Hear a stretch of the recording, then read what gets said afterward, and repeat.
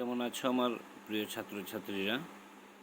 আজকে আবার নিয়ে এসেছি ক্লাস 7-এর এক্সারসাইজ 2.1-এর 3 নম্বর এবং 4 নম্বর কোয়েশ্চেনটা। তো 3 নম্বরে কী লিখেছে, হোয়াট ইজ 3/5 অফ 5/6 ইন্টু 4/5?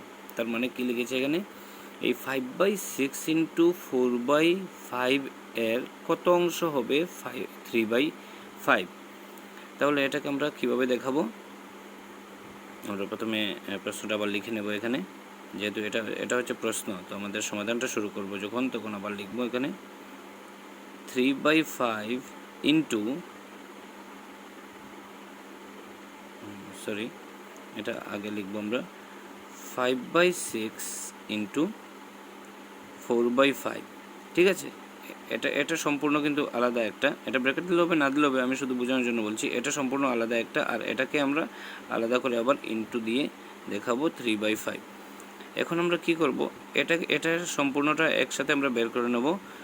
তো এখানে কি দেখছি আমরা, যে 5/5 তো কাটাকাটি হয়ে যাচ্ছে, আর এখানে 4 আর 6 কাটাকাটি হলে 2 দিয়ে করলে 2 দুগুণা 4 আর 3 দুগুণা 6, তার মানে এখানে কি দাঁড়ালো 2/3 দাঁড়ালো, আর এখানে কি দাঁড়িয়েছে 3/5।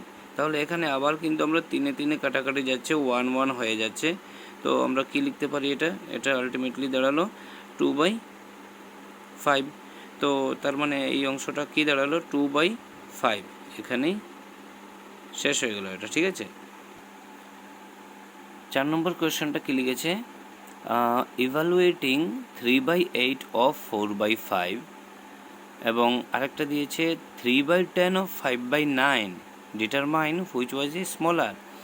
এই দুটো থেকে আমরা তার একটা এই সমাধান বের করে আমাদের বের করতে হবে যে কোন ভগ্নাংশটা ছোটো আছে এখানে। ঠিক আছে, হুইচ ওয়ান ইজ স্মলার, তো কোনটা ছোটো সেটাকে আমরা বের করব। তো প্রথমে 1 নম্বরে আমাদের কি দিয়েছিল 3/8 অফ 4/5, তো তার মানে 3/8 অফ 4/5। ঠিক আছে, তো আমরা এটাকে কি করব, 4 দিয়ে যদি করি 1, 4 দিয়ে যদি 8কে করি তাহলে 2 হবে। তো কি দাঁড়ালো এখানে 3 একে 3 আর 5 দুগুণা 10, এই যে 5 ইন্টু এই 2 আছে, 5 দুগুণা 10 দাঁড়ালো। ঠিক আছে, তো 2 নম্বরটা আমাদের কি ছিল, 2 নম্বরটা ছিল 3/10 ইন্টু 5/9। তো আমরা 5 দিয়ে 10কে আমরা ভাগ করতে পারি, 5 একে 5, 5 দুগুণা 10। সেম এভাবে 3 দিয়ে 9কে করতে পারি, 3 একে 3 আর 3 তিরিঙ্গা 9। ঠিক আছে, তো এটাতে কি দাঁড়ালো, আমাদের উপরে তো 1 আছে, তার মানে 1, আর নিচে কত আছে 1 ইন্টু 1, তো 1 একে 1, আর নিচে 2 ইন্টু 3, 3 দুগুণা 6। তো প্রথম ভগ্নাংশটা 10/3 আর দ্বিতীয় ভগ্নাংশটা 6/1। আমরা কিন্তু এখানে বুঝতে পারছি না যে কোন ভগ্নাংশটা ছোট হবে। ঠিক আছে, কারণ আমাদের প্রশ্ন বলেছিল হুইচ ওয়ান ইজ স্মলার। তো তখন আমরা যদি এইভাবে যদি আলাদা আলাদা হয়, তাহলে এটাকে আমরা কিভাবে করব, এটা ছোট বা বড় আমরা কিভাবে বুঝবো, তখন এটাকে আমরা সমমান ভগ্নাংশে নিতে হয়।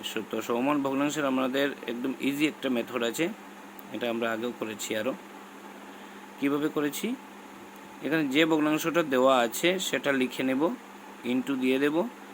এখানেও নিচেরটাতেও যে ভগ্নাংশটা দেওয়া আছে সেটা লিখে নেব, ইন্টু দিয়ে দেব।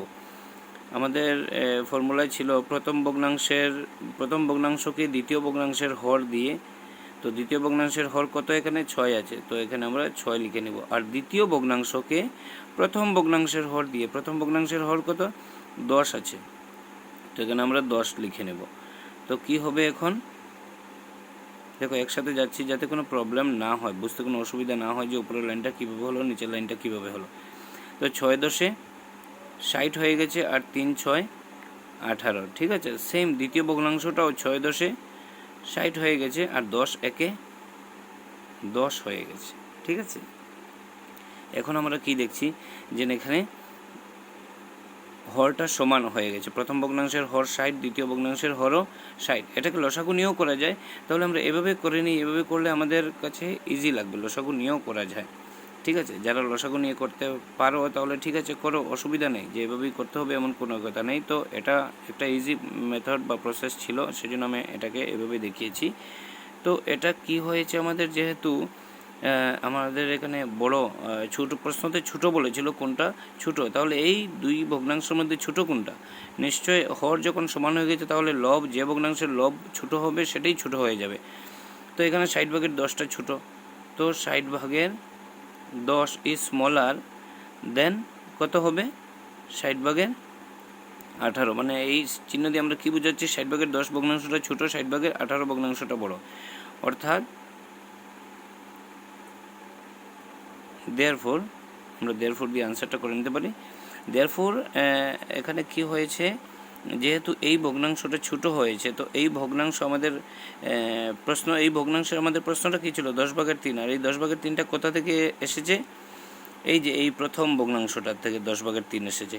ঠিক আছে, প্রথম প্রশ্ন থেকে আমাদের 10/3 এসেছে, সেই জন্য আমরা লিখতে পারি দেয়ারফোর 3/8 of 4/5 is smaller.